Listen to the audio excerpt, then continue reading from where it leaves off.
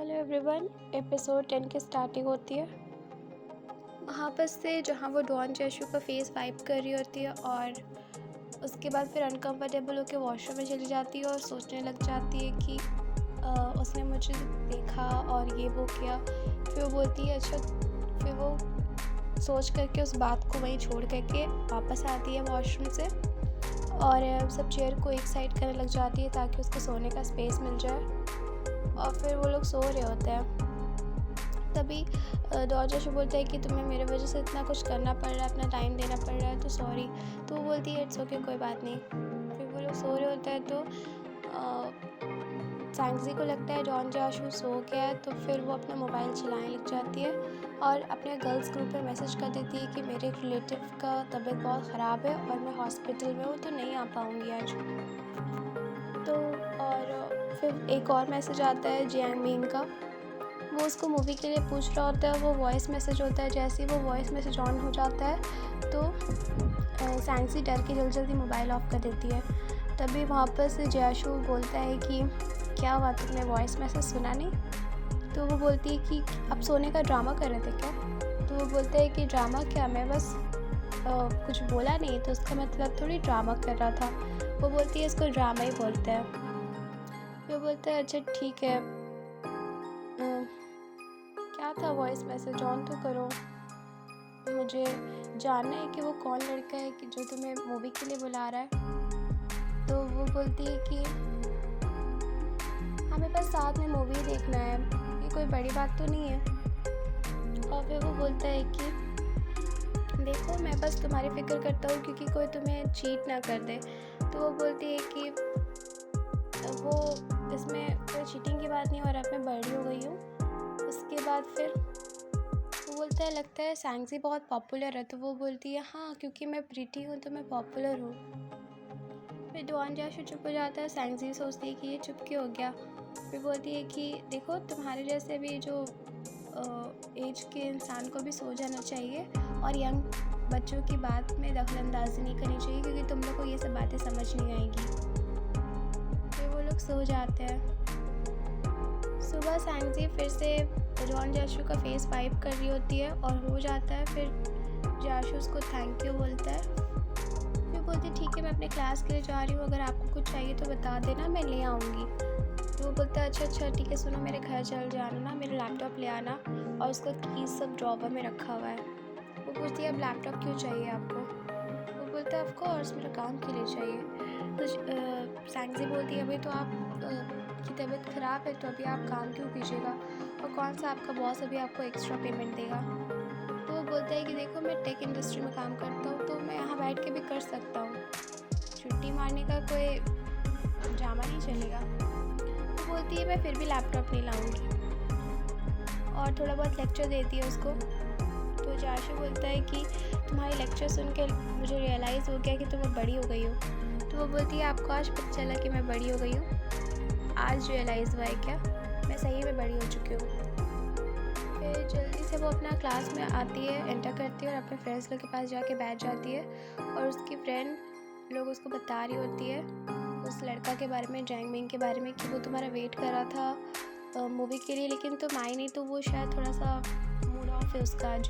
तो वो चुप कराती है अपने फ्रेंड्स लोग को, जल्दी खाती है थोड़ा बहुत और पढ़ने बैठ जाती है। फिर सब लोग पूछते हैं कि तुम रिलेटिव तुम्हारा कैसा है? तो वो बोलती है अच्छा है, अभी तो ठीक है। फिर सब लोग बोलते हैं कि तुमको फिर से जाना पड़ेगा क्या? तो वो बोलती है हाँ, क्योंकि मैं भी यहाँ हूँ, ये है मैं, तो मुझे तो जाना ही पड़ेगा ना। फिर जब वो वापस जा रही होती है जैशु के पास तो उसको जियांग मिंग मिलता है। वो पूछता है कि तुम आई नहीं? तो वो बोलती है कि हाँ मैं आने वाली थी लेकिन मेरे एक रिलेटिव बहुत बीमार हो गया, मुझे हॉस्पिटल में उनके साथ रहना पड़ा, केयर करना पड़ा। तो बोलते हैं अच्छा इट्स ओके, क्या से अभी तुम्हारा रिलेटिव? तो वो बोलती है अभी तो ठीक है। तो फिर वो बोलती है अच्छा ठीक है, सॉरी, अगर नेक्स्ट टाइम कभी तुम फ्री हो तो बताना, मैं चलूँगी तुम्हारे साथ मूवी देखने। तो जियांग मिंग बोलता है अच्छा मैं नेक्स्ट वीकेंड फ्री हूँ। तो वो थोड़ा सोचती है, फिर बोलती है अच्छा ठीक है, नेक्स्ट वीकेंड मैं भी आ जाऊँगी। फिर वो जाती है जैशु के घर और सब सामान ले लेती है जो भी ज़रूरी होता है। वो यहाँ तक कि अंडरवेयर वगैरह भी ले लेती है क्योंकि उसको लगता है कि जैशु को ये सब की ज़रूरत पड़ेगी। और जैसे ही वो वहाँ से लेके निकल रही होती है तभी जियांग मिंग भी वहाँ पे आती है और वो तब तक तक सैंगजी निकल जाती है और जियांगिंग जियाशु का दरवाज़ा खटखटाती है और बोलती है जियाशु मैं बाहर हूँ। तो कोई गेट नहीं खोलता है क्योंकि जैंगमिंग को पता नहीं होता है कि जियाशु भी हॉस्पिटल में है। उसके बाद सैंगजी आती है यहाँ पे और जियाशु अपना जब लैपटॉप निकाल रहा होता है तो वो अपना अंडरगारमेंट से देख करके थोड़ा सा शर्मा जाता है। फिर वो अपना लैपटॉप निकालता है और कुछ काम करना स्टार्ट कर देता है। तभी उस वक्त एक और मरीज़ आता है जो कि जस्ट जियाशु के बेड के बगल में आता है और उसको थोड़ा कम सुनाई देता है। वो आकर के जियाशु से पूछता है कि क्या ये तुम्हारी वाइफ है? तो वो बोलता है कि नहीं सर, ये मेरी वाइफ नहीं, ये छोटी बहन है। तो वो बोलते हैं कि अरे तुम्हारी वाइफ बहुत अच्छी दिखती है। तभी वो मरीज़ का बेटा बोलता है कि मेरे पापा को थोड़ा कम सुनाई देता है तो माइंड मत करिएगा। उसके बाद उसका वो मरीज़ बोलता है कि तुम लोग अभी शादी नहीं की हो क्या?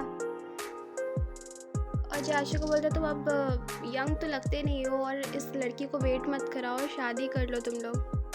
जो मरीज़ बोलते तुम्हारी वाइफ कितनी अच्छी दिखती है, तुम्हारा केयर भी करती है, देखो कितना सारा बैग लेकर के आई है, तुमको उसको वेट नहीं कराना चाहिए, नहीं तो तुमको पछतावा होगा बाद में। फिर जियाशु बोलता है हाँ मैं समझ गया। और सैंगजी को बोलता है कि वो उसका कान थोड़ा सा ये है तो चलो उसको मजाक में ले लेते हैं। और फिर वो सैंगजी वो बुढ़े आदमी के पास जाके बोलती है कि ये बहुत इसका एज बहुत ज़्यादा है और ये मेरे लवर नहीं, मेरे डैड के एज का है। जियाशु उसको कुछ सुनता है और थोड़ा चौंक जाता है क्योंकि वो जियाशु का मजाक उड़ाती है। तभी वो मरीज़ बोलता है कि क्या ये डैड, हाँ ये अच्छी बात है कि वो डैड बनना चाहता है, तुम लोग जल्दी शादी करो और जल्दी से तुम लोग के बच्चे हो जाए, क्योंकि उसको थोड़ा कम सुनाई देता है इसीलिए। फिर जियाशु हंसने लग जाता है। वो चली जाती है कुछ खाने के लिए और फिर वो लोग सो जाते हैं। फिर जब सैंगजी आधी रात को सुबह भोर को उठती है तो फिर देखती है जियाशु लैपटॉप पे काम कर रहा है। वो बोलती है कि तुम ये मत कह रहा कि रात भर काम करते रहे। तो फिर वो पर्दा सब साइड करता है और सुबह हो जाता है। वो बोलता है कि हाँ मैं कुछ काम कर रहा था। फिर उसको समझाने लग जाती है। तभी वो मरीज़ आके बोलता है वाह देख लो, ये दोनों कपल सुबह सुबह लड़ाई करने लग गए। तो वो थोड़ा शर्मा जाती है, बोलती है मैं आती हूँ पानी लेकर के। और फिर वो लोग का जाने का टाइम आ जाता है, हॉस्पिटल से डिस्चार्ज होने का टाइम आ जाता है। तो वो मरीज़ बोलता है तुम लोग जा रहे हो क्या? तो तुम लोग अच्छे से रहना। हाँ। तभी सैंगजी बोलती है अंकल चाचा जो भी अंकल विल गेट मैरिड सून, मतलब हम लोग जल्दी शादी करेंगे। और फिर जल्दी वहाँ से निकल जाती है। जियाशु भी निकल जाता है, वो उस अंकल को बोल के कि अपना ख्याल रखिएगा। और फिर बाहर आकर के सैंगजी को बोलता है अच्छा तुमने ये वर्ड इस्तेमाल किया? वो बोलती है हाँ तुमने ही स्टार्ट किया है इसलिए मैंने भी बोल दिया। फिर वो सैंगजी थोड़ा गुस्सा होती है। वो बोलती है तुम्हें ऐसा मजाक नहीं करना चाहिए। तो वो बोलता है मैं बोर हो रहा था इसलिए कर लिया। तो वो बोलती है चाहे बोर हो फिर भी तुम्हें मेरे बारे में मजाक नहीं करना चाहिए था।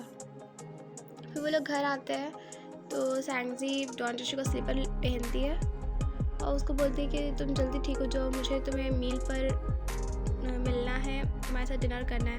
वो बोलती है अब तो डॉन जियाशु बोलता है अब तो मुझे तुम्हें ट्रीट देना पड़ेगा, तुमने मेरा इतना ख्याल रखा है। वहीं पर सैंगजी कुछ सोचने लग जाती है, सब मोमेंट्स अपना जो भी डॉन जियाशु के साथ है।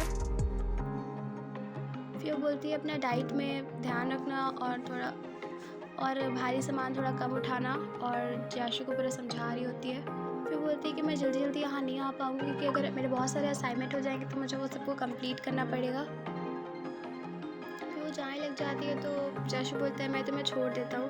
वो बोलती है नहीं इट्स ओके मैं चली जाऊँगी। फिर वो बोलता है कि नहीं मैं छोड़ देता हूँ। तो वो एक बार चिल्ला करके बोलती है मैं चली जाऊँगी। तो फिर वो कुछ नहीं बोलता है। फिर वो गेट से निकल जाती है और बाहर निकलने के बाद जियाशु का ऊपर देख रही होती है घर पर। जियाशु जब दूसरी तरफ अपने ऑफिस जाता है तो वो सारी बात बताता है अपने मतलब बिजनेस पार्टनर्स लोग को, सब फ्रेंड्स लोग को।